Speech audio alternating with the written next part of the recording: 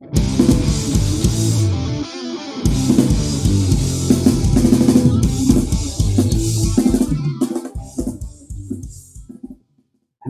this is Doishy here for another cheeky little interview, something a bit different.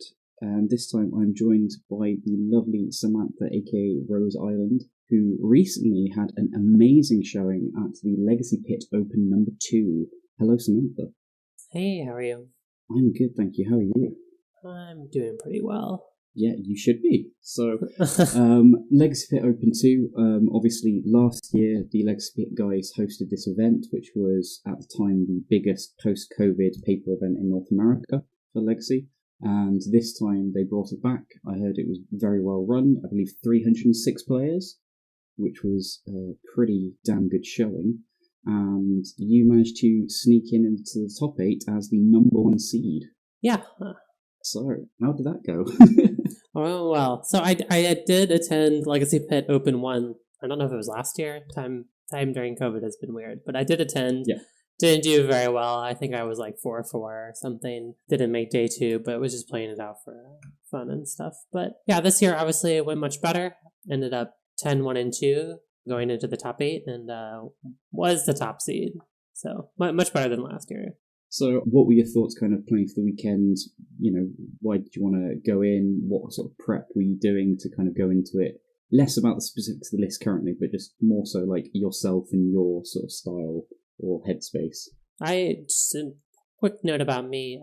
I really started competitive Legacy like 3 or 4 years ago. So I haven't been around too long compared to a lot of people. So yeah, I call myself a baby compared to all my other friends who I've been playing with. Should we just talk a bit about you and who are you as a player? What has brought you into Legacy? Where have you come from? What's your origin story? Yeah, so when I graduated college, I started working full time in like end of 2016, and some of my coworkers who I worked with and were good friends with, they played Magic, and so I play any board games. I'm a very competitive person. I grew up playing competitive chess and like StarCraft and got hooked pretty quickly. I played like Kitchen Table for like 2 more years after that. But then like in 2018, I started going to more competitive events. But I had like opened like a Masterpiece Soul Ring out of a pack and did well for myself enough so I could buy my first modern deck. Obviously, it was basically very good value. And so from there, I was like a modern player primarily until like 2019, 2020. Yeah. And then the pandemic started and I was playing online a lot more. And the barrier to entry to Legacy is significantly better when you do rental services. So I got really into Legacy as my main format around 2020. Wasn't very good still at the time. I had been playing a lot, but kind of unfocused. I didn't really know anybody. I would go to like GPs and SCGs and kind of just show up on my own just because I liked playing. And not until like this year, at the start of this year, did I really kind of like settle down and really try and focus and improve. And ever since January, I feel like I've been performing a lot better and like top 80 events, and this feels like a culmination of like my first real good finish. Not complaining at all. I'm very happy. Okay, so kind of going back to the original question that led into this, what was your sort of prep and thoughts going into the event, and how did you kind of get ready for it? So I have been playing Timpa Doomsday ever since Max Gilmore on MinMax blog had posted his list. It was kind of something I was interested in because I was playing Doomsday and I played Delver primarily, and it was kind of really clicked in my head and something I really enjoyed. And so I was playing his list for a long time. I've been really into it. I feel like most people have it was kind of flavor of the week for a bit, but everyone else has kind of shifted off of it. I feel a little alone in working on it, but I have been working on it for months now. I played a very similar list in a local event and went 6-0 to win the event. And was super happy with the list, but I found that basically I was having very boom bust results with it, and I loved the deck, and I really wanted it to perform for Legacy Pip because basically I had the biggest Legacy event of the year, and I was super excited, but was kind of worried about it coming into it until like the 2 weeks before. And I had some conversations with people and basically felt like majorly changed the list by just adding more lands. And it felt so good. I did a league and a half with it. Was so happy with the list that I just submitted it and stopped worrying about it, actually. I just like... Love that. Yeah. Leagues are noise, and I'm not like, oh, I did phenomenal in this league. I was like, I want to say like 6-2, which is like a good record, but like, it was like, I just knew that this list was like where I wanted to be. And I was like, every time I get really into it and get really hard on myself and put a lot of pressure, I do worse. So I had this list in mind. I had it all mapped like a week and a half beforehand, which is weird for me. It's not typical. Yeah. So I felt really good about it. I had gotten this mapping done, this list under a general assumption of what I thought the metagame was going to be like, based on all the work I had done, and I kind of just stopped worrying about it and just kind of showed up with it. Yeah. So you mentioned the metagame. Did you have any sort of thoughts about what to expect, what you were looking to either target or dodge or just kind of like play around? Yeah, so with this list, I still feel it's very similar to Doomsday in a lot of ways. I still feel very favored against a lot of the typical matchups. And all the decks that interact with combo really poorly. I felt good with like Death and Taxes and lands and depths, which I think is going to be a large percentage of the metagame. I felt really comfortable with that. And with this list, I feel very comfortable against Delver. I think it's about a 50-50 matchup, and it really depends on draws. And obviously Delver is Delver, and they have super consistent draws, but I felt like this gave me a really good chance in a way that I didn't feel bad if I saw Delver. On the other hand, there are a lot of decks I really didn't want to see in like Reanimator, 8-Cast, Painter, Moonstompy, where they're kind of nightmare matchups, but they're kind of not really matches people play in paper very much. They, for a lot of reasons, people don't like playing those lists, especially for like a really big legacy tournament.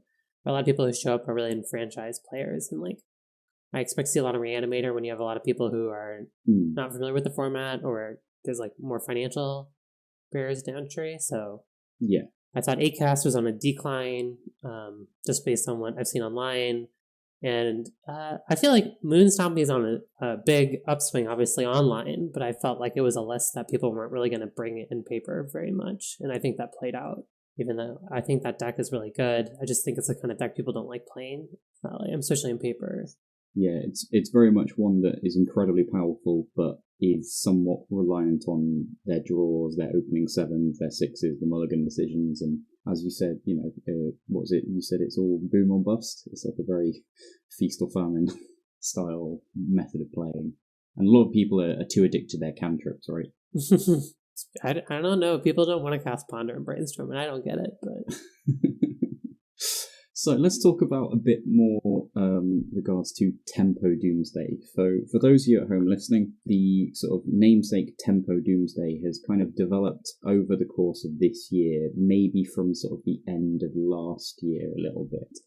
And it basically can be summarized as a Doomsday deck that shares an equal plan A between the Doomsday combo plan of Resolve Doomsday, get Thassa's Oracle into play with Empty Library, but also with a secondary plan, which is normally a creature-based plan, or could be a planeswalker-based plan, where you basically use the attack step and beat your opponent down in a traditional manner. So the list that Samantha was talking about at the start by Max Gilmore, I'll make sure to link it in the description below, but this was a blue-black list that appeared, which involved introducing a sort of Doomsday list, so it had traditional Doomsday elements, but also included Baleful Strixes, 4 of, you had 2 of Sedgemoor Witch, and 4 of Murktide Regent, which was kind of making a big splash on the scene. This was kind of like it'd been tried before. There'd been lists by either Nettleshoot, so Martin Nielsen, or by Kai Sawatari, who had been kind of trying like a bug version with Uro, or there's also been sort of attempts using various other creatures. I think Shifting Ceratops was tried at one point, to various middling effects. All of them are sort of designed to try and be as good as a Doomsday deck against the good matchups for Doomsday,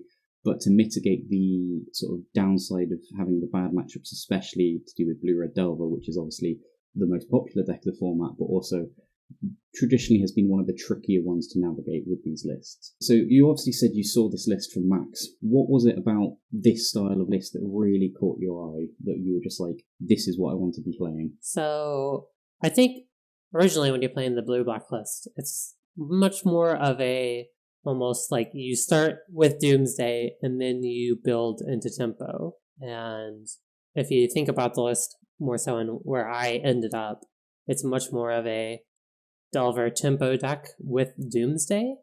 I am primarily interested in playing a real tempo deck instead of a Doomsday version of a tempo deck. So I found Red allowed me to play more like a full actual tempo deck instead of playing basically a bunch of, in my opinion, bad cards to kind of enable it. You can just basically play the good cards instead. So I found Red was just so important for Pyroblast in the metagame, and like with blue-black, Resolved Murktides are just such a big problem that you're almost hoping that Baleful Strix is enough to carry you across the line, and I just found that against really good Delver players, that was just never the case. Yeah, so I found that splashing Red for Pyroblast was just basically a forced part of the deck building, and the list kind of goes from there. So let's actually have a little look at your list now that you've got.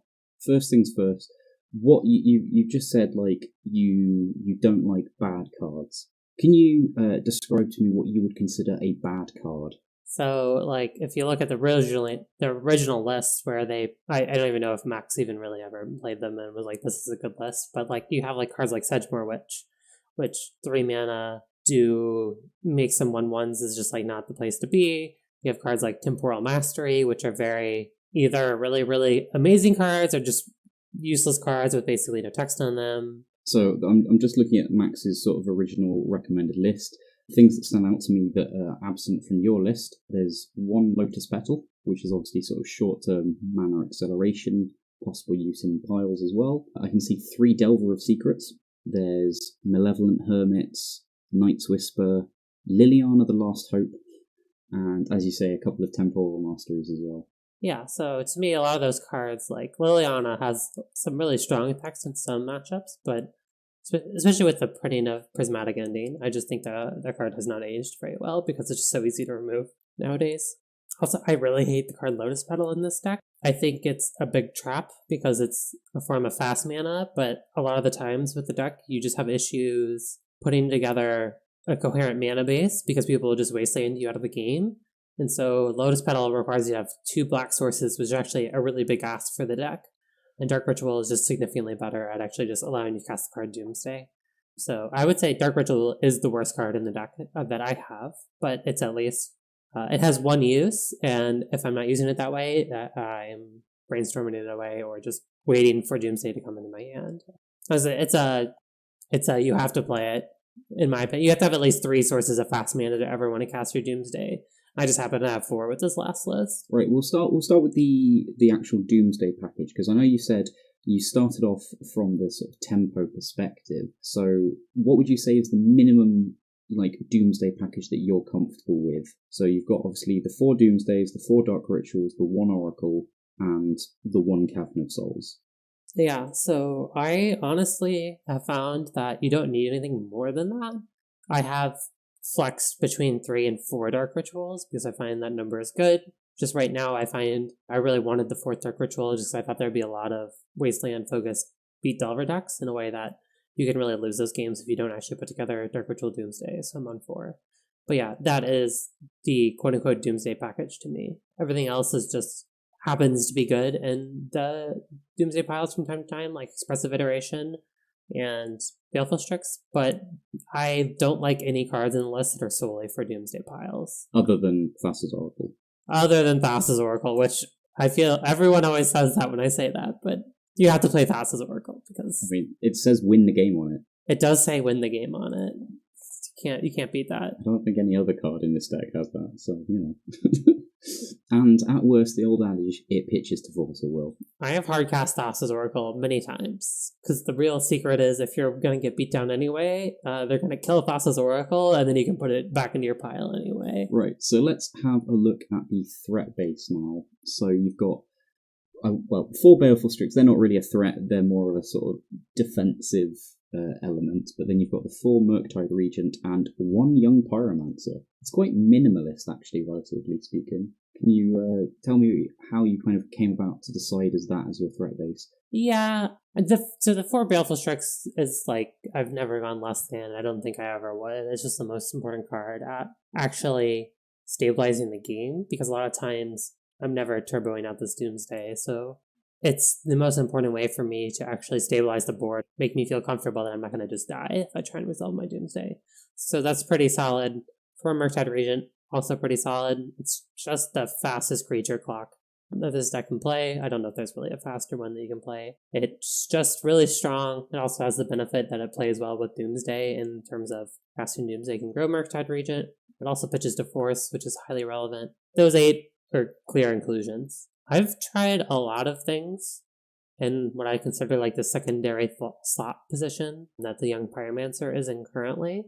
I've tried Dragon's Rage Channeler, I've tried Delver like Max, I've tried Malevolent Hermit, I've tried Ledger Shredder, tried all of these kind of cheaply costed creatures that try and bridge the gap between being good in a tempo game plan and a combo game plan. Because a lot of them, like Delver and just beaters like that, are really good in a tempo game plan, but they don't really help you at all in enacting a Doomsday game because it doesn't really block very well. It really only attacks well. It doesn't have any other extra attacks. I found Malevolent Hermit was really popular for a while because of that, because it's really a reasonable clock at 2 power, but also is really good at protecting your Doomsdays. I was the person who was in on Dragon's Rage Channeler for a hot minute because it's kind of, well, it allows you to control the top of your deck. It's actually a reasonable attacker. It comes up in Doomsday piles quite a bit sometimes when it allows you to go through your pile even faster. I really dislike Ledger Shredder in this deck a lot. I'll say that. I think there are lists where you can make it work, but obviously, like, Lotus Petal and Mishra's Bauble become much better in those decks. And I like cards that are just good, and I don't need them to pair with another card. So I've just found Ledger Shredder to be really lackluster. It's also really embarrassing in a Doomsday after you resolve Doomsday, because then your opponent can make you draw a card and discard a card, which is a big problem. Yeah, so for those listening, the trigger on Ledger Shredder is not a May trigger. Whenever either yourself or your opponent casts a second spell of turn, you will have to draw a card, discard a card, which means if you're at the end of your Doomsday pile and you have no cards left in your library, it can be a little bit awkward. And so for this weekend, I think that slot, this secondary threat slot, is pretty metagame dependent and very flexible. And going into this weekend, I kind of wanted a really light spot there, so I only have one. And Young Pyromancer is basically just the best one of. It's good on its own. It won't clunk up your hand if you have multiple. It's decent at protecting your board, especially when Elves is really popular, because it's just making 1/1s infinitely blocking their Fiend Artisan is just really powerful. It's also a reasonable threat because it's just going to grow the longer they don't remove it, in a similar way that Murktide gets really big. It's not a great card, but it just was the best card I felt going into the weekend. Also, people love it, so that worked out for me. So you obviously made an interesting comment about the sort of list from Max about Sedgemoor Witch, because Sedgemoor Witch has a lot of parallels to Young Pyromancer. What is it that kind of pushes Young Pyromancer over the edge, or sort of like as a better option than the Witch does? Is it the sort of simply the mana cost, or is it the sort of ease of getting it out? What are your thoughts on that?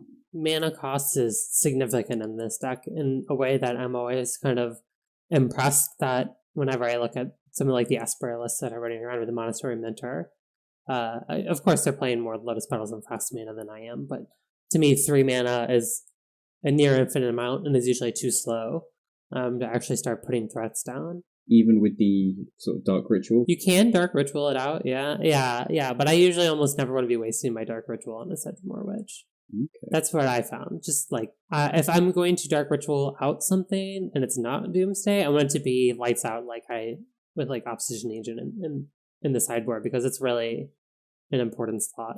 If I use my Dark Ritual and I'm getting Wastelanded repeatedly, like I'm never gonna cast Doomsday, which is just a bad place to be. Okay.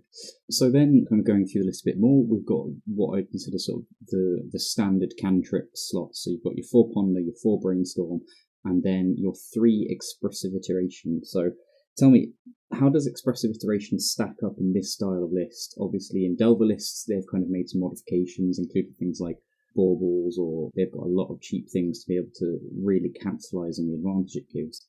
How do you find Expressive Iteration does at providing that raw card advantage and sort of helping you into the long game? It is obviously probably the best 2 mana card advantage spell ever printed. It's obviously really good in a similar way to Delver, but I am only running 3, which is kind of a call to the fact that I am a worse Expressive Iteration deck than Delver. lose games where my hand is not fully castable and things get clunked up, and Expressive Iteration can be really clunky.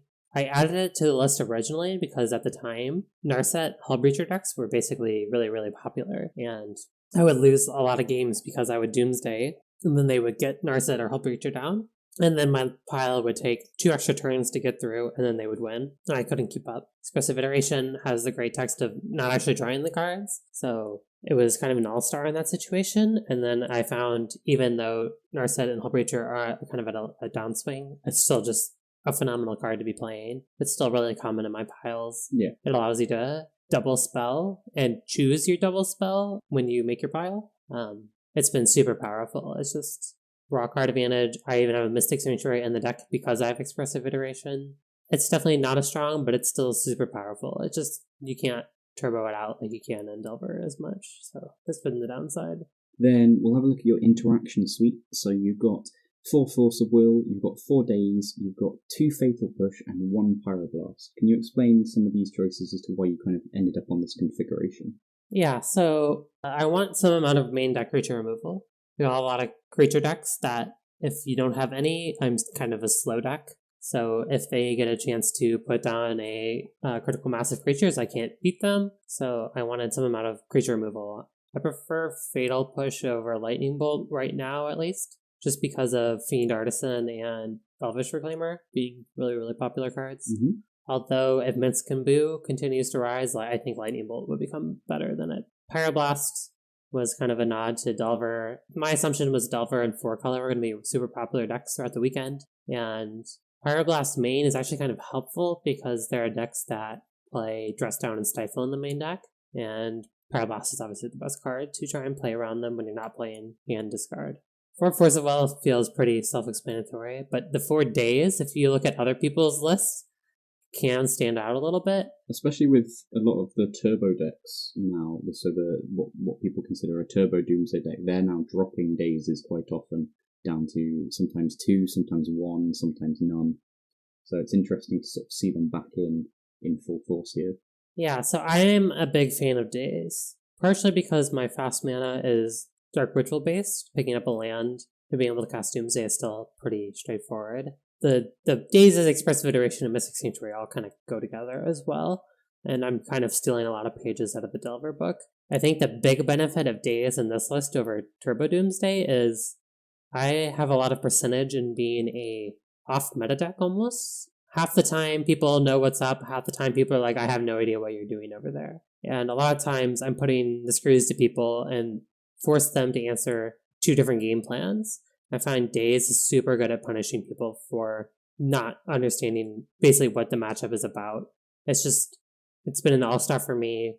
Daze has been talked about being banned for a good reason. I just find it's super good at punishing people for trying to keep up with what I'm trying to do. Yeah. And it allows me to have a higher percentage of being okay with turn 1 Doomsday in a way that I think is less of an issue for Turbo. I find that if I have Daze and I'm on the play, I will jam a turn 1 Doomsday. Yeah. And without Daze, it becomes much harder, and I lose a lot of power. And then finally, we'll look at the lands. So you've got 4 Delta, 4 Tarn, 1 Flooded Strand is your fetch base, and then you've also got 4 Underground Seas, 3 Volcanic Islands, 1 Badlands, 1 Islands, the aforementioned Cavern of Souls, and the Mystic Sanctuary. So, highlights to me here, you've only got 1 basic, which is the basic island, no swamp, and you've obviously got that Mystic Sanctuary that you talked about. What sort of made you kind of go into this land configuration? And you mentioned obviously the changes you'd made going into the event was you had added additional lands. What were the additional lands you added and why did you add them?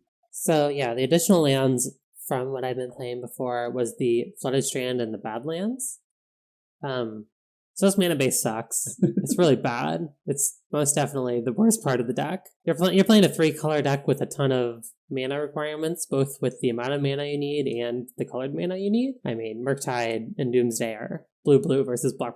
It's very difficult. The best dual land is obviously Underground Sea. Blue and black are just the most important thing, and the red is theoretically the splash in the deck, even though it's barely a splash now. It's basically a main color. So in the original list, I just had 4 Underground Sea, 3 Volcanics, and the island with the Mystic Sanctuary. That allows you to cast Daze with all your lands. That allows you to cast all your cantrips. There was no lands that didn't do that outside of the Cavern and Eternal Mystic Sanctuary. But you need red mana, so the Volcanic is clearly probably the second best dual land. It goes well with Mystic Sanctuary, allows you to cast red on one. It's really good. But you have a problem if you're going to hard cast Doomsday and you want to have a red mana on 3 lands, so that way you can cast an expressive iteration off the top of your library. The only way to do that is to have the bad lands in the deck. It's also a real game plan that people will try and do. People board in Surgical very aggressively against me. People will try and Wasteland, Underground Sea, and Surgical it. And without the access to the bad lands, it can be pretty rough. Never casting like half your cards. So it's kind of a nod to that as well. I can imagine, yeah. I just found that I was losing a lot of my matches to getting Wastelanded out or Wastelanded off a color. I would just lose a large percentage of my games if I would not get my mana base underneath me. So adding the 2 lands is a huge consideration in trying to answer those fundamental problems. And so obviously you've got the basic island in there, but no basic swamp. Can you explain the sort of decision process behind that? Yeah, so the island sucks, and I almost never fetch it, actually. It's only really good on turn 1 if you have, like, against an unknown opponent, and you have, like, some Ponders and Brainstorms in hand, and you really don't want to get wasted off of it. But if I have multiple lands in hand, I obviously am going to fetch the colored sources, because if they're going to waste me, they're going to waste me. So it's really only there because Delver turn 1 fetches is so important to be able to play around getting wasted. And the second consideration is that there are a lot of games against like decks like lands where they're going to wasteland you every turn for the rest of the game once you resolve Doomsday. And the island gives you a much higher percentage chance of not getting wastelanded to not be able to cast Thassa's Oracle. And the one island kind of fixes repeated wastelands. And so that way you can play the island, it's protected, and then you can play your second land for turn and then cast Thassa's Oracle. It's not great, but it is what it is. It's also much better against Blood Moon because then I have the out of Hydroblast and Brazen Borrower out of the sideboard. Looking at the sideboard then, we've got some interesting things. So I'll just quickly list through all of them. So we've got 2 Opposition Agents, 2 Unlicensed Hearse, 2 Pyroblast, 2 Hydroblast, 2 Fatal Push, 1 Meltdown, 1 Rough Tumble, 1 Reb, 1 Brazen Borrower, and 1 Hidetsugu Consumes All. I guess we'll just look at this holistically. How did you kind of come up with this sideboard configuration? What were you trying to target with it? And, you know, what are you aiming to do with this sideboard? So, obviously, Delver is the most important deck in the format. I'm playing this list over Turbo specifically because I think this deck is so much better in the matchup. So the sideboard kind of starts at that level. My plan is to take out Doomsday from the deck in the sideboard games against Delver. So I want my sideboard to be configured in a way that I can take out all the Doomsdays as many forces as possible. So that's like 11 cards, basically, is like the minimum amount. I want to be 11 cards for Delver in the sideboard. So that's kind of the baseline. So a lot of these cards outside of Opposition Agent, Meltdown, and the Rough Tumble are all reasonable cards to be playing, or in fact, just really good cards. So that's where the sideboard starts, really. I have a bunch of blast effects because they're super good in the matchup. Hydroblast is really on the up specifically because of Moon Stompy and Minskin Boo, and that's still good against expressive iterations and opposing Pyroblasts. So that's kind of the weird one. Maybe people aren't seeing people play too much. So the interesting card to me that stands out in this is Unlicensed Hearse. So normally this is a card you would see from like those aforementioned Moon Stompy decks as sort of one of their graveyard hate / extra threat of choice. You normally would see from like a Doomsday list or maybe a Delver list something like Grafdigger's Cage or Ley Lines of the Void, sometimes, you know, Tormod's Crypt. What made you kind of go towards Unlicensed Hearse as your graveyard hate toolbox of choice? Yeah, so in previous iterations I had 4 Leyline of the Void that's in the deck. I just thought it gave me the best chances against Delver at the time, because if you play a Leyline of the Void against them, a lot of times they just do nothing for the rest of the game. But it's rather feast famine. It's kind of awkward. It gives me lots of bad cards to draw later in the game, which was coming up quite relevantly. So I found it to be kind of not the place I wanted to be. It's also 4 sideboard slots, which is actually a lot for the deck. As you notice, I have a lot of 1-ofs. So I wanted to do something different that was good against Delver specifically, but also was a reasonable card to bring in. So I found Hearse to be really good because it locks out Murktide and Dragon's Rage Channel Delirium pretty effectively. It's able to be played on turn 2. It will stick around basically for the entire game. They don't really have removal for it. And then it has the extra benefit of basically making you win Murktide Regent fights basically every time, because if you get to hold it up and you can exile your own cards, which definitely comes up. It also gives your Murktide pseudo haste, which is super relevant because a lot of times you need to clock them reasonably, because if you give them enough time, they're going to probably beat you because their deck is just better. I find giving Murktide pseudo haste it's really, really relevant and basically takes them a whole clock turn off. It's kind of embarrassing sometimes against Reanimator, obviously, because you're like, I have this turn 2 threat that's maybe get there, but a lot of times it's too slow. This sideboard is not configured to beat the turbo graveyard decks, because I just not taking them too seriously, especially at a big event like that. So, one question I have you managed to crew one of these with a Thassa's Oracle yet? So, Thassa's Oracle plus a Strix? I have crewed it with Strixes, but not with not with Thassa's Oracle. That is now on my checklist. I've done a lot of weird things on my checklist, but not that one. Any other sideboard cards you'd like to highlight on sort of the list that we've gone through? I think Rough Tumble was kind of one that a lot of people were surprised I was playing, but Rough Tumble was a house this weekend. I'm probably going to play 2 moving forward, actually. It's really good when you play Baleful Strikes, which is really obvious. And originally I put it in for the Moonstompy matchup, and it is definitely good there. But it is probably the best sideboard card I can play against Elves to actually stop them from creating an overwhelming board presence. Everything else has been not good enough, and Rough was an all-star for me, beating up on Elves, which I played 4 times, so it was very relevant. Hidetsugu is also a semi-weird one that I think is just good. It's really good at clearing the Delver threats, and it's just kind of okay in a lot of other matchups where, like, clearing a lot of stuff from 8 Castle at once, or like Painter has a lot of 1-drops, and just kind of clearing the board and incidentally clearing the graveyards has been, and it has a clock at the end, has been good. It's a little awkward because the 3-drop is really hard to cast, and I don't want to load my deck up on 3-drops, but it has been good for me. So, coming out of the tournament then, what sort of changes would you be looking to make going forwards to this list? Yeah, so I'm actually really happy with the core of the deck. I think I have about 3 flex slots right now in the main deck. Otherwise, barring a big change on Monday from a ban and restricted announcement or whatever, the 1 Pyroblast, the Young Pyromancer, and 1 Dark Ritual are kind of my 3 flex slots. I may try testing more Young Pyromancers. I think that card is secretly better than it looks when you play a deck like this. I'm definitely going to consider that, because the Pyroblast has been good main, but I'm also not a big fan of having dead cards in the deck. Alright then, that's the sort of deck list gone forward and through, so we'll talk about the event itself. If we kind of have a think, if you want to give us kind of an overview of how the day went, how was it playing sort of an event of this scale? Just your general thoughts of the whole thing, really. I thought the event was super well run. I had a great time. I thought all the staff was really, really good.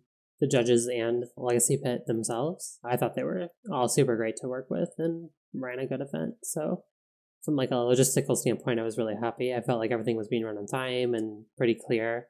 There was some Twitter drama, but... There's always Twitter drama. There's always Twitter drama. Yeah. But I thought the event was super great, and everyone seemed to be having a good time who was there, so I was happy with it. Did you get to meet any other Doomsday people? So obviously, you do hang out in the Doomsday Discord and the community. I also know you're very active on Twitter and do a lot of sort of theory crafting, sort of posting out on there. Did you get to meet anyone that you've kind of been talking to online at all? Somewhat. I did meet some of the Doomsday people from the Discord, but I feel like in a lot of ways I'm like the Tempo Doomsday player, and they're all like the real Doomsday players. So there's definitely some amount of I feel like am I a real Doomsday player right now? I would say you're a real Doomsday player. Like, thank you. As soon as you cut the package from your list, then you're basically a Delver player, and we'll shun you into the corner then. But I will play Delver, but it is what it is. I do plan on playing Turbo Doomsday at my next major event, non-team event. So there you go. But yeah, it was good. There's a lot of people in the Discord who I know exclusively by their name online, and so it was kind of nice going like, oh yeah, you're this person, and actually meeting them. Yeah. I did feel bad because I did beat someone in the Discord in round 6, but I showed the true power in the mirror is playing the good cards. Okay, so let's go through your event then. Looking at your rounds, do you want to just start from the top and kind of go through? Give us a little summary of each match? Yeah. I joke my memory's really bad, and it makes me sometimes a really bad Doomsday player, because I will forget what I put in my Doomsday pile from time to time. Oh, I do it all the time as well, or like the order that I stack them. I've lost games before because I was like, did I put Cavern first or Oracle first? Yeah, and there's a lot of times where it's like 2 or 3 turns for me since I cast Doomsday, and I'm like, I'm hoping that I was right at that time when I stacked it, and I usually am. I'm very trusting my past self, but I'm like, I don't know what's on top of this deck, so. Okay, so I can see on the Melee page, round 1, you played against Food Chain. How did that go? It was interesting, because in game 1, I'm pretty sure I just attacked them a lot with a Murktide, like on turn 3 or 4, and they didn't see much of my deck, and I didn't see much of their deck. I thought they were just a Bant control deck. I saw Bant colors and a few Cantrips, and that's all I saw. And then in game 2, we both had a shock when they put Food Chain on the stack. And I had Force of Will for it and won the counter war. But they had a big surprise when I cast Doomsday, I think, the next turn. And we were like, oh yeah, we're both like kind of off in left field. But the deck I felt really good coming out of that first round because the deck just did the thing really effectively, and it did both game plans really effectively. So getting that first win felt really good. So round 2 then, we've got what looks to be Black-Red Goblins. Yes. So how did that one go? It was, I think the creature matchups are actually really good. I think we can talk about this more later, but I think there's a big misconception that a lot of these matchups, which look like buys for Turbo Doomsday, are much harder for me because the games are much closer. And I think that's just a factor in how the decks are constructed, and I am much less likely to lose to myself in a way that I find Turbo is, and the games just are closer because of how the decks are constructed. But I did lose game 2 of this match to Charleston 1, which I was not expecting, and that was kind of rough. It looks like it's incredibly rough, because it looks like they've only got a singleton chalice in their sideboard. Yeah, they did it on turn 2, and I was like, looked down, I had like 3 or 4 1-drops in my hand, and I didn't have a Force of Will, and I was just like, okay, that resolves, and I almost stole that match because I cast a lot of 1-drops into Chalice and put a big Murktide into play, but obviously Goblins can do a clock as well as a Chalice, so yeah. They still got there. But rough tumble in game 3 was just absolutely backbreaking. Was like a 3 or 4 for 1, and they just never recovered. So then round 3, we've got Elves. Yeah, this match was actually on coverage, so if anyone wants to check this one out, I don't know if they're posting it on YouTube or it's been posted on YouTube. The pitch normally do post it on YouTube eventually, so we should be able to find a link for that. Right. People have been asking if there's any coverage of this, so that is one of 2 matches that were played on coverage. So in game 1, if I went back and rewatched the whole weekend, and Twitch chat was, I think, complaining that I made a mistake, and I did make a mistake, so I will admit that right now. So game 1, we just kind of both put a lot of creatures into play, and then I resolved a Doomsday and cast a Baleful Strix. Yeah. And I had 2 other Baleful Strixes and a Murktide, and I had just put the Thassa's Oracle on top. And I was just going to draw the Thassa's Oracle and cast it with 4 cards left in library and do the thing. But Rodney cast Besage You, targeting my land, and I thought it forced me to shuffle. And I kind of anxious on coverage, wanted to do well, didn't really think about it, and just shuffled my deck and didn't redraw the Thassa's Oracle. So I had to take another turn to win, and I think Rodney played it a little too safe instead of attacking, and I just won the next turn. And then in game 2, I'm forgetting if I comboed him or just beat him with Big Murktide. Oh no, I sweeped his board with Expressive Iteration and Fatal Pushes, and he had like 1 card left in hand and like no creatures, so he just kind of scooped it up. I think that's the problem with that version, is it's actually doesn't ever rebuild very well. So if you ever like clear their creatures, it doesn't feel like they are ever really able to do anything. So then going into round 4, we have what looks to be a Maverick deck. Punishing Maverick, yeah.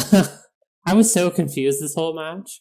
I legitimately don't know how I ever lose to this deck. I felt kind of bad because they ended up going 7-1 on the day, and I was their only loss, so clearly the deck is good. But like, there was just, they cast a Night of Autumn on like turn 2, and I was like, okay, and then just cast Doomsday. And then in game 2, I didn't have to cast a Doomsday, and one Murktide Regent was just good enough with one Force of Will. Oh my god, they're running 2 Fiery Justice in the sideboard. That's spicy. Yeah, the deck did really well on the weekend, so I don't want to make fun of it too much. I just think this matchup in particular was like, I think this is their nightmare matchup. I literally didn't know how I could lose.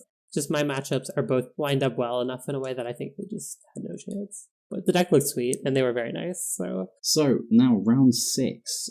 This is the team kill round here. So you're against what is described on here as Dimir Merfolk, commonly known as Turbo Doomsday. What was it like going into this matchup? How did this one go? So if anyone who's listening, as I'm sure if you've ever played the Doomsday Mirror, you know it's rather silly because someone's usually just winning, or you kind of just smash your hands together and like you're kind of left with 0 resources, and whoever kind of combos together the most pressure wins the game. It's like typically the games that win with Street Wraith beats is where I see it happen. Yeah. That's the same thing that kind of happens here, but I have the benefit of having a bunch of reasonable cards to draw. So as long as I don't get comboed early, and I don't have a way to stop it, like I feel fairly favored. So it's kind of what happened. We fought over with our hands. I was left with a few cards, and they were left with like 1 or 2 cards, and then I put a Murktide Regent into play, and it's much better than casting a Street Wraith. So I'm definitely favored for the mirror. Yeah, and that was Black Sky Doc who you took out that round, who's normally absolutely killing it on, I can't remember which paper legacy series, but there's one of the online paper series that get recorded weekly. He's been in sort of a lot of that, just absolutely killing it on that circuit. So I think that's a really good win for you, because he is not an easy player to take down. So round 7, Elves again. How did that one go? Yeah. So this was my only loss in the Swiss. Game 1, they had Allosaurus Shepherd into a really quick natural order kill, which is a downside to my deck because I actually can't keep up with those fast combos, especially when I can't interact with them. So they kind of just ran me over. Game 2 was kind of the opposite. I have a ton more interaction for them in Game 2, and they just never really were able to stabilize, and then I just doomsdayed them and won the game slowly. But Game 3 was actually probably the only game where I felt like the deck failed me on the whole 2 days, which obviously makes sense since I did well. But I also made some mistakes, I think. I was really tired at this point in the day, and I think I made some misevaluations. They had resolved a Grist and a Fiend Artisan, and I was at a position where I had an opposition agent in play and a Fatal Push in hand. And I was really afraid of the Grist kind of taking over the game, because if they ever get it to a point where they have a board state and I try and resolve a Murktide to actually finish it, they can almost always just remove my Murktide. And that's the problem with Murktide in the matchup if they ever get Grist. Otherwise, it's like almost unkillable for them. But instead of just trying to remove the Fiend Artisan and then slowly getting the Grist off the table, I ended up pushing other creatures to try and push through damage on the Grist. And they ended up just killing me with a really big Fiend Artisan when I drew too many lands. So it happens. I feel like I could have played tighter, but I think I am favored against Elves, but it does happen. Sometimes you get got. I mean, no matchup is 100% the win. I agree. Other than maybe that Maverick deck. Maybe the Maverick deck, yeah. Okay, round 8 then. This is a tough one against Jarvis Yu on Blue-Red Delver. So obviously Jarvis Yu, well-known online legacy personality. How did this match go? So it's actually even funnier than this. So it's been posted on Twitter, so people may have already seen it. But I actually had a coaching session of sorts with Jarvis. And Jarvis was the one who told me to add more lands to my deck. And I had gone to him because I was like, I kind of want someone who's not really in tune with the deck so much to actually be like, hey, what do you think the problems with the deck are? And he was like, I think you're playing too few lands. And so he gave me that information, and I think was a major key in me beating him. And he was kind of jokingly like, wow, I really wish I hadn't helped you now afterwards, because it kind of played out that way where like it was really close, and his wastelands were a detriment, but they were not lights out in the way that they had been in the past. And I won games 1 and 3 with Murktide beats in game 1, actually. And then I take the Doomsday package out in games 2 and 3. And then I won the fair game on the play, which is a big factor in that matchup for sure. And Jarvis knew my whole 75 and my sideboard plan, so I take that as a real win. So he's got no excuses. No excuses, yeah, but I've also find that the matchup is highly dependent on how many Baleful Struxes I cast, and I think I cast a reasonable amount, so that's always helpful. So it's getting on quite a bit, going into round 9. Another Elves match. How did that go? I bet you were fed up with them by this point. No, I was fun. The nice thing about this weekend is I only really talked to nice people the whole time, so no complaints for me. I did feel bad against this Elves opponent because I think they had heard I was a Doomsday player, which I've realized to most people means I'm playing Turbo. And he knew I was 7-1, so he assumed I knew what I was doing. So in game 1, I knew he was an Elves player too. Yeah. So I just turned 1 Doomsday on the play, and I make my pile. He doesn't even actually have me flip my deck. He just concedes after I make the 5. And he's like, yeah, I think you got it. Yeah. I don't think he knew what my deck was doing. And then in game 2, I cast Rough Tumble on 2 on the draw and killed 3 elves. And then on turn 4, I put it back on top with Mystic Sanctuary. And then I cast it again. Yeah, it was a little mean. I think when he saw it the first time, he's like, what is this deck doing? And then he saw it the second time with Mystic Sanctuary. He's like, this is not what I think it was. I think that's a big benefit for me. As everyone, they play Doomsday. You should always look through the face-up discard, the face-up exile pile of the deck once Doomsday resolved. It gives you a lot of information. I make my deck really pretty so you can take a look at it. I don't know. People don't want to look at it. Your deck is absolutely gorgeous, I have to admit, especially those altered Doomsdays. They are very, very nice to look at. I'm a little disappointed they didn't let me play them this weekend, but it's okay. Oh. They are technically against the rules. So, round 10 then. It would have been another Elves player, but this was your ID, or one of your IDs. No, this was not intentional. It was actually, we were 1-1. I had won game 1, and then they won game 2 with just a quick draw, and I just kind of didn't put anything together. And then in game 3, we didn't have a lot of time. We had 10 minutes, and it was a long, drawn-out game, and I think with a little bit more time, I probably would have won, but that's also with we're both trying to win the match, and that's always makes things different. But the cool thing about this was they Fiend Artisans for 8, and I flash in an opposition agent and take their Craterhoof Behemoth, obviously, because they only have 1. And I took it up pretty early on in the game, and then by the end, I had a Baleful Strix and a Murktide Regent, and my game plan was legitimately to top deck a Dark Ritual, hard cast the Craterhoof Behemoth and attack for lethal on my turn 5, but it didn't happen. It was very close. I would have been very happy with that. I would have loved to have seen that. That would have been amazing. It kind of sucks because at the end, I had Doomsday in hand, a top deck, and I had 6 lands with a Murktide Regent and a Baleful Strix.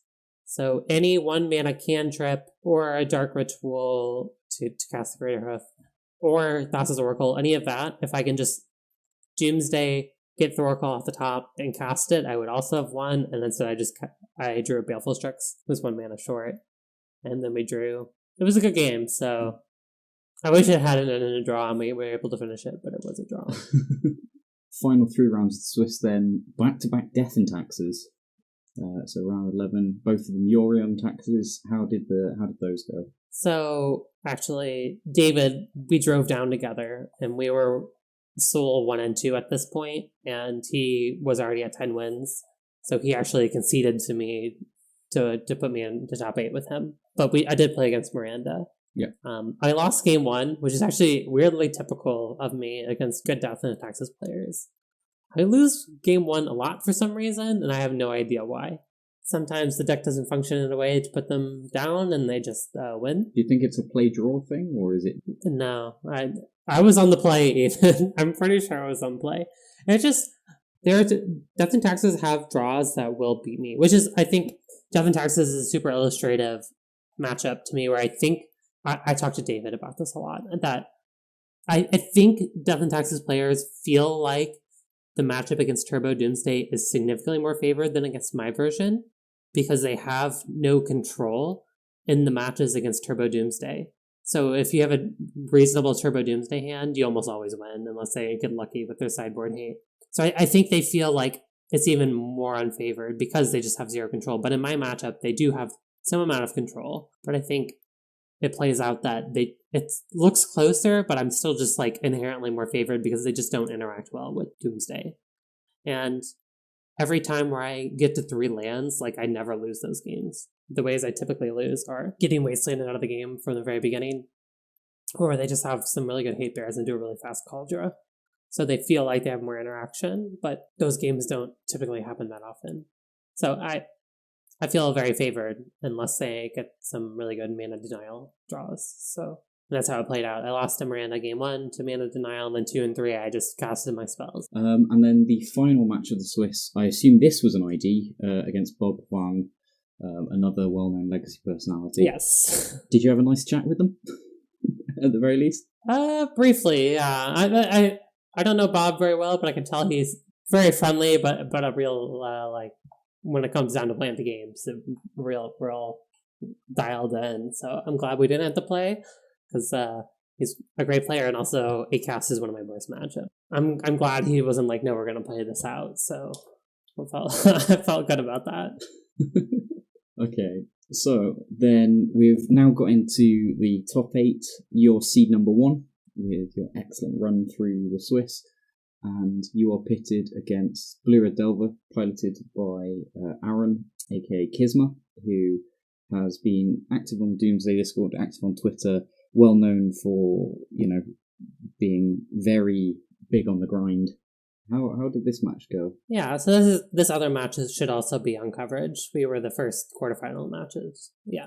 And this was the match I actually tuned in on. Okay. So I was watching live for the first bit. Oh, I'm sorry for letting you down. No, you didn't know me. You didn't let me down. Like, I found it very insightful, actually, watching it. It was very interesting. Yeah, so I've rewatched this game a lot, actually. So this one I remember quite well, because I actually just watched it, too, not too long ago.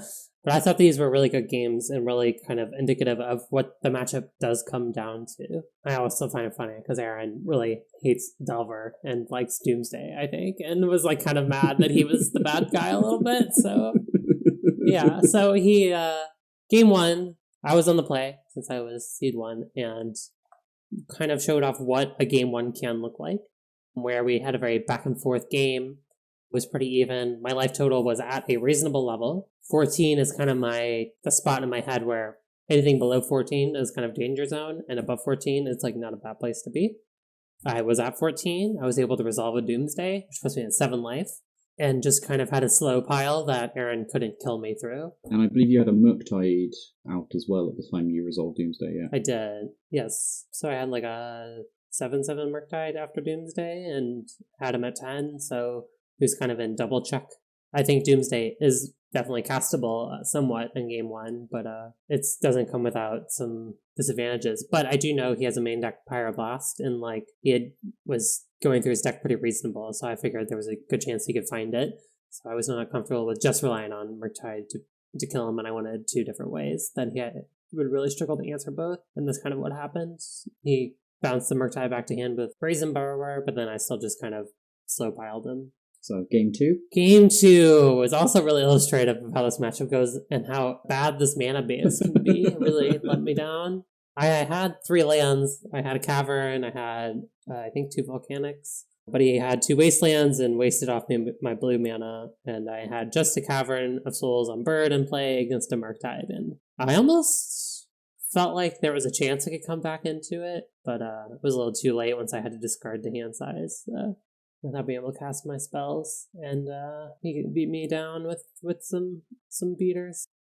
And then finally, game 3, what happened here?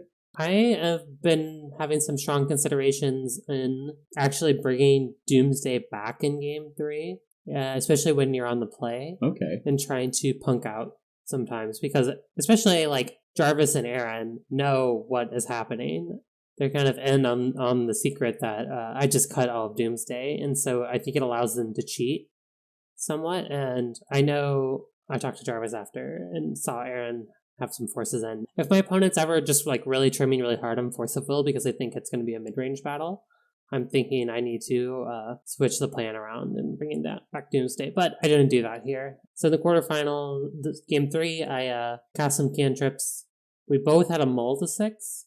He wastelanded me twice again, and I was put into a weird position where I was really aggressively trying to play around days. I feel like I did it for one turn too many and didn't cast the Baleful Strix when I probably should have, to try and stabilize the board. And he kind of just rounded out and had all the answers to me trying to restabilize the board after. And I just, once they have a board and the answers, like, typically that's checkmate for them. So I really need my Baleful Strixes to carry their weight. I was also super tired at this point. This was like 14 rounds. I didn't sleep well all weekend, so I was very happy with my play, all things considered. So I think I had slept so little. I think you did an absolute phenomenal job. No, I think you deserve a lot of praise, because I know for me, I struggle after 7 rounds. That's when my sort of fugue state starts going. So 2 days, as you said, 13 rounds, including the quarterfinals, they're very, very taxing, especially when you need to make a lot of decision points. You've got a lot of decision trees. Inherently, your deck requires you to make these key decision trees of, are you going for plan A or plan B? And at what point do you have to pivot between them, or at what point you're trying to go for both at the same time? So I think you should be incredibly proud of yourself. You did a really good job over the course of the weekend. Thank you. So, key takeaways from the event then. Obviously, there were a couple of other Doomsday pilots in the event, none on the same style as yourself, pretty much all of them on what would be more traditionally the turbo style. Most of them did pretty well. I think it was around a 60, almost 70% average win rate across the 6 or so pilots in the event. So, very good showing for the deck. And there are a couple of interesting mixes, some with grief, some with misdirection, some with days, some without days, all manner of things. It's one of the reasons why I love this deck archetype so much, is because you can really personalize it. Yeah. you can throw whatever cards you want in it, and it will still be the same, and yet have your own personal taste to it. Sort of the other decks in the event. Have you had a look through them at all? I know someone was on Esper, which is the deck that I think I like the most if I had to register Doomsday tomorrow. So that was Facundo, who was running one of my favourite sideboard cards, Dakon's Shadow Slayer. Maybe I'm not into that, but although I do think it was interesting that there were a lot of more, I don't want to call them stock, but I don't know what else to call them, but the more stock with Shieldred versus no Shieldred was interesting to me. I was really curious what everyone else thought, and it seemed like they were kind of split down the middle, so I feel like once again I don't have a good answer on how good it is or not. Although actually, Shieldred does prompt an interesting conversation point, especially with regards to your list, because you said Murktide is one of the best quick threats that you have. How does Shieldred fit in or not fit in with what you're wanting to do, and why would you or would you not include it in your list going forward? I am a Shieldred hater right now. Okay. I'm not sold on that it's actually bad in Turbo just yet. I really haven't been able to test it very much because I've been so in on this list lately. Yeah. But I think it's not particularly impressive in this list, specifically because 4 mana versus a 3 mana for Dark Ritual is really key. In the Delver matchup, I am in so much in cutting out Dark Rituals because I'm cutting the whole combo.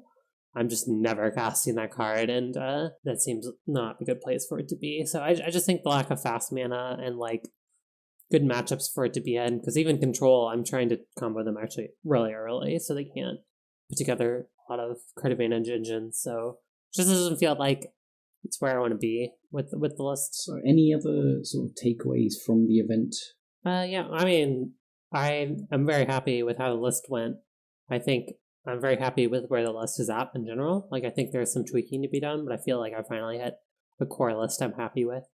And so I'm really hopeful that some other people pick up on it and kind of iterate on it and see what happens going forward. Because I think this list is real, and I hope to not just be alone on my island doing my thing, but No, I definitely know there's always, I mean, there's always activity in the Tempo discussion channel, and a lot of it, is prompted by yourself, but there are definitely a lot of people who are interested in that style of gameplay. But I do think it is inherently quite difficult to play, as I said before, just because you've got these two, sometimes quite often juxtaposed plans that you really need to balance out, so it can be a little bit awkward to pilot.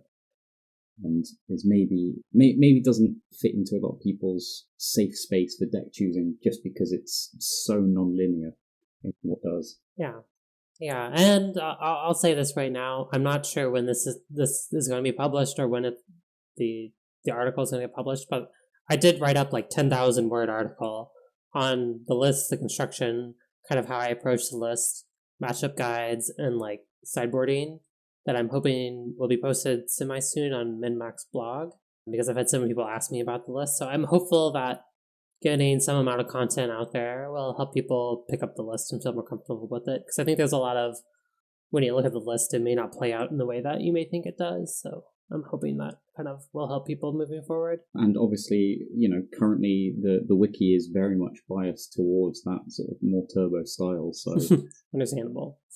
If you want to submit some chapters in there to get the people loving this style, you're very welcome to. We can talk about that. We can talk about that. Right, so there's one more topic kind of for us to go into a little bit. Obviously, Magic as a whole, Legacy as well, there's definitely some very dominant social groups that are represented. So a bit of a change from what we were talking about before, but I wanted to kind of get your thoughts about it. It's very male dominated. What do you think is the reason behind that? Why do you think a lot of these underrepresented groups are not kind of engaging with it, or are not able to, or feel able to kind of join in with everything? Oh yeah, so I'll try not to ramble too hard because I do have thoughts on this topic. I'll try and keep it good. So Legacy is my favorite format. I do play other formats and trying to qualify for the regional championship and stuff. And I'm a part of a league called the Venus Mercury League, which is basically for anyone of marginalized gender. So it's really different than every other Magic space I participate in. And so basically I'm an engineer. It's my actual job, day-to-day job. And that's also very male dominated. And it's just really difficult being the only one in a lot of these spaces. And I'm just, on some level, me personally, I'm so used to it that I kind of have thick skin about it, but because they're just so male dominated to begin with, there's a larger barrier to entry that is kind of a problem. Yeah. So Legacy is at the far end of it, obviously, because I find the older format is typically, just by nature of it, the more male dominated it is. So Legacy is really hard to get to. I very rarely get to play against not men very often, and sometimes I have some bad experiences. This weekend was pretty different because I almost had exclusively really good experiences with people, but in my personal experience, when I first started playing Magic in 2018 and trying to go to game stores, I just had negative experience after negative experience in my game stores, and it got so bad I would drive 40 minutes away to a game store, which people who were semi-reasonable, and I would go past 6 or 7 other local game stores to go to this one specific one. And it's just, people are dumb. Magic players, in my experience, have a really high need to prove how smart they are to other people, and it really comes out around women. I don't make jokes anymore in Magic spaces about, I don't know something, because 20 people I've never talked to will go out of their way to tell me how to do things. It's bad to me when I will have people who I've never talked to try to tell me how to play this deck, and I'm not gonna toot my own horn, but obviously this list is I'm not the only one on the way, but this list is very explicitly mine, right? And it's I can just only look at them and be what are you doing? It's just a lot of stuff that builds up, and I feel I got semi-lucky that locally I only have male Magic friends, but from going to tournaments and meeting other people, I do have a network of women that I talk to in Magic, and that has been great for me. So when there's not much to begin with and there's a lot of like pushback in the community, it's just even hard to get into it. And I have to have kind of thick skin and like start to ignore people. But I'm sure you've had that experience. Like every Magic player gets that experience. I just find for me, it's way, way worse. I asked a question on how to. I was playing EDH, and I didn't know the combo for the Golgari frog thing. I'm forgetting its name. Oh, Gitrog monster. Gitrog, yeah. And I asked someone at my table, because I was like, I vaguely know what it is, but I don't know the cards. And someone I never met came up behind me and was trying to tell me how to play the deck, like, step by step. And it's just stuff like that where, like, it's just over the top and obnoxious, and I don't want to tell them to leave me alone because, like, people tend to take it the wrong way. So it's just really easy to feel othered very quickly in the community. And I think a lot of people are really good about it, but it's just those negative interactions that really stand out to me more than anything else. And what advice would you have either to the legacy community as a whole to be able to be more welcoming to sort of, you know, marginalised genders, as you say, into the format, or for anyone, you know, within those groups to, you know, what advice would you give them if they're looking to join in and maybe have a go at sort of participating in legacy or legacy events? I think it's kind of hard because at some level you just kind of have to put yourself out there.